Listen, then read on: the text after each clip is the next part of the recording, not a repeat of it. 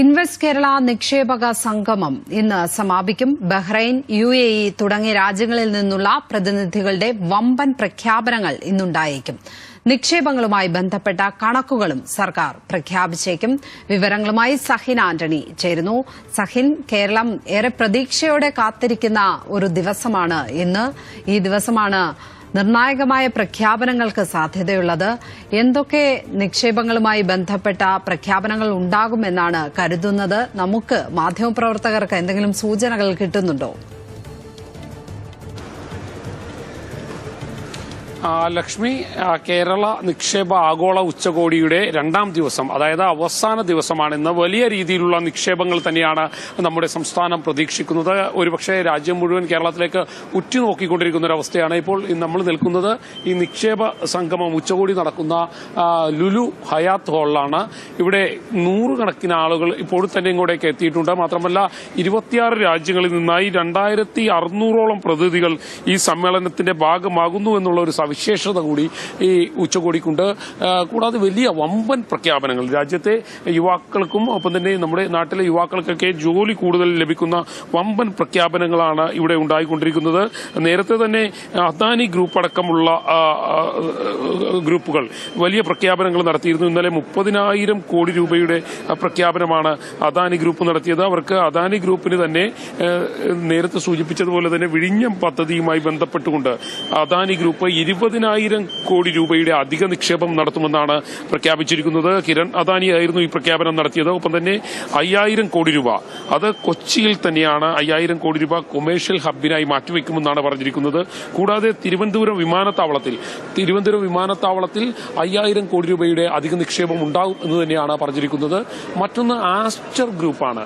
അതായത് ആരോഗ്യരംഗത്ത് വലിയ നേട്ടം കൈവരിക്കുന്നതിന് വേണ്ടി അല്ലെങ്കിൽ വലിയ നേട്ടം ഉണ്ടാക്കുന്നതിന് വേണ്ടി ആസ്റ്റർ ഗ്രൂപ്പ് 850 കോടി രൂപയുടെ പ്രഖ്യാപനമാണ് നടത്തിയിരിക്കുന്നത്. അങ്ങനെ ആരോഗ്യ മേഖലയിലടക്കം വലിയ പ്രഖ്യാപനങ്ങൾ നമ്മുടെ നാട്ടിലേക്ക് വരുന്നു എന്നുള്ളതാണ്.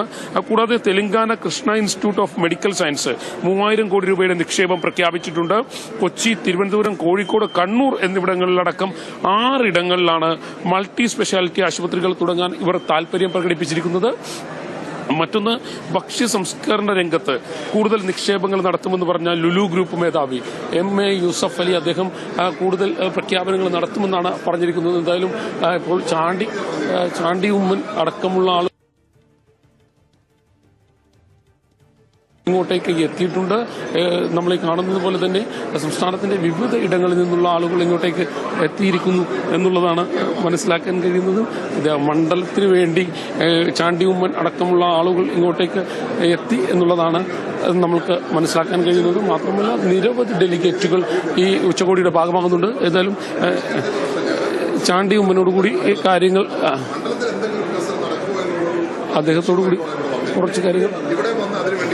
അദ്ദേഹത്തോടുകൂടി കുറച്ച് കാര്യങ്ങൾ ചോദിച്ച് മനസ്സിലാക്കേണ്ടിയിരിക്കുന്നു. ഒപ്പം തന്നെ നിക്ഷേപ സംഗമത്തിന്റെ അവസാന ദിവസം എന്നുള്ള നിലയിൽ ചാണ്ടി ഉമ്മന് എങ്ങനെയുണ്ട് ഈ ഉച്ചകോടി? എങ്ങനെയുണ്ട്? നന്നായി പോകുന്നു. വലിയ പ്രതീക്ഷയുണ്ട്. നമുക്ക് ഒരുമിച്ച് മുന്നോട്ട് പോകാം. പഴയ കാര്യങ്ങളൊന്നും ആവർത്തിക്കാതിരുന്നാൽ മതി. അപ്പച്ചൻ മുഖ്യമന്ത്രിയായിരുന്നു, ആ സമയത്തെ കാര്യങ്ങളാണോ അങ്ങ് ഉദ്ദേശിച്ചത്? അല്ല, അദ്ദേഹം അതേപോലെ 2003 ഇവിടെ ഒത്തിരി എഫേർട്ട് എടുത്തു. പക്ഷെ അതിന് ഒരു രാഷ്ട്രീയ സാഹചര്യം പൊരുത്തപ്പെട്ട് വന്നില്ല. ഇന്ന് ആ രാഷ്ട്രീയ സാഹചര്യം ഞങ്ങൾ പിന്തുണ കൊടുത്തുകൊണ്ട് അങ്ങനെ പൊരുത്തപ്പെട്ട് വന്നിട്ടുണ്ട്. ഉറപ്പായിട്ടും ഞങ്ങൾക്ക് പ്രതീക്ഷയുണ്ട്. പഴയതൊക്കെ പരാജയമായിരുന്നു എന്നുള്ളതാണോ? പരാജയപ്പെടുത്തിയതല്ലേ. എന്തായാലും അദ്ദേഹം പറയുന്നത് പോലെ തന്നെ പഴയതൊന്നും ആവർത്തിക്കരുതെന്ന് അദ്ദേഹം പറയുകയാണ്. പക്ഷെ ഇത്തവണ എന്തായാലും അങ്ങനെ ആയിരിക്കില്ല. ഇത്തവണ എങ്ങനെയുണ്ട്? വലിയ പ്രതീക്ഷയാണോ? അത് വളരെ നല്ല പ്രതീക്ഷയാണ്. ആക്ച്വലി എന്താ വെച്ച് കഴിഞ്ഞാൽ ഇന്ന് കേരളത്തിൽ ഒരു പൊതു ചിന്താഗതി, ഒരു നെഗറ്റീവ് ചിന്താഗതിയുണ്ട് കേരളത്തിൽ ഇൻവെസ്റ്റ് ചെയ്യാൻ പാടില്ലെന്ന്. ഞാനൊരു പ്രവാസി മലയാളിയാണ്, പ്രവാസി ബിസിനസ് സംരംഭകനും ഇവിടെയാണ്. പക്ഷെ ഞാൻ ടൂറിസത്തിലാണ് ഇവിടെ ഇൻവെസ്റ്റ് ചെയ്തേക്കുന്നത്. വയനാട്ടിൽ റിസോർട്ട് സ്റ്റാർട്ട് ചെയ്തു.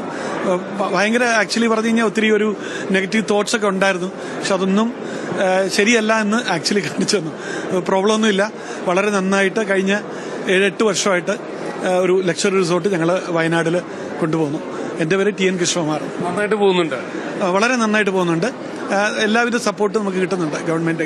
അത് തന്നെയാണ് ലക്ഷ്മി. എന്തായാലും നേരത്തെ സൂചിപ്പിച്ചതുപോലെ തന്നെ ആളുകൾ കൂടുതൽ വലിയ രീതിയിലുള്ള നിക്ഷേപങ്ങൾ നമ്മുടെ നാട്ടിലേക്ക് കൊണ്ടുവരാൻ കഴിയുമെന്നുള്ളൊരു പ്രതീക്ഷ തന്നെയാണ് ഈ ഡെലിഗേറ്റ്സ് ഒട്ടുമിക്ക ആളുകളും പങ്കുവയ്ക്കുന്നത്. അവർക്കെല്ലാം തന്നെ ഉറപ്പുണ്ട് കൂടുതൽ നിക്ഷേപങ്ങൾ നമ്മുടെ നാട്ടിലേക്ക് വരുമെന്നുള്ളത്. എങ്ങനെയുണ്ട്? കൊള്ളാം, നല്ല പ്രതീക്ഷയാണ്. അതുതന്നെയാണ് എല്ലാവർക്കും ഈ ഡെലിഗേറ്റ്സിനെ സംബന്ധിച്ചിടത്തോളം വലിയ ശുഭപ്രതീക്ഷകളാണ് വെച്ച് പുലർത്തുന്നത്. സാർ, എങ്ങനെയുണ്ട് കൂടുതൽ നിക്ഷേപങ്ങൾ നമ്മുടെ നാട്ടിലേക്ക് കൊണ്ടുവരാൻ ഇത്തരം ഉച്ചകോടികൾ സഹായിക്കണം തന്നെയാണ് തോന്നുന്നത്. നമ്മൾ ഒരുപാട് ഇൻവെസ്റ്റേഴ്സ് വന്നിട്ടുണ്ട്. പക്ഷേ അതിന്റെ അറേഞ്ച്മെന്റ്സ് കുറച്ചും കൂടെ നന്നാവാമായിരുന്നു ഇന്നലേക്ക് തോന്നി. ഇന്ന് കമ്പാരിറ്റീവ്ലി ബെറ്റർ ആണ്. പക്ഷേ കുറെ ഇൻവെസ്റ്റേഴ്സ് ഉണ്ട്, കുറെ പ്ലാൻസും പദ്ധതികളും ഉണ്ട്. വളരെ നന്നായി തോന്നുന്നു. വിദേശത്ത് നിന്നടക്കമുള്ള ആളുകൾ എന്താണ് പറയുന്നത്? 2-3 നല്ല ഇൻവെസ്റ്റേഴ്സ് ഫോറം ലൈക്ക് ഉമൽകോയിന്റെ ഡെലിഗേറ്റ്സിനെ കണ്ടു, കനേഡിയൻ ടീമിനെ കണ്ടു, കൊറിയ എന്നുള്ള ടീമിനെയൊക്കെ കണ്ടു.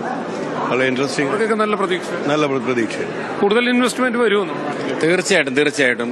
ഞാൻ IBIയുടെ സംസ്ഥാന പ്രസിഡന്റാണ്. ഇൻവെസ്റ്റേഴ്സ് ബിൽഡേഴ്സ് ബ്രോക്കേഴ്സ് അസോസിയേഷന്റെ സംസ്ഥാന പ്രസിഡന്റാണ്. സാബൂറീസ് ആണ്. ഇത് നിക്ഷേപകർക്കും ഇൻവെസ്റ്റേഴ്സിനും എല്ലാവർക്കും പറ്റിയ ഒരു വേദി അവിടെ ഒരുക്കിയിരിക്കുന്നു. ഇതെല്ലാം എല്ലാ വർഷവും ഇതുപോലെ തന്നെ ഉണ്ടാകട്ടെ. കൂടുതൽ ഇൻവെസ്റ്റേഴ്സും എല്ലാം നിക്ഷേപകർ ഇവിടെ കേരളത്തിലേക്ക് വരട്ടെ. കേരളം വ്യവസായ സൗഹൃദ സംസ്ഥാനം തന്നെയാണെന്ന് കാണിക്കുന്ന രീതിയിലുള്ള ഒരു പെർഫോമൻസ് അവിടെ നടന്നുകൊണ്ടിരിക്കുന്നത്.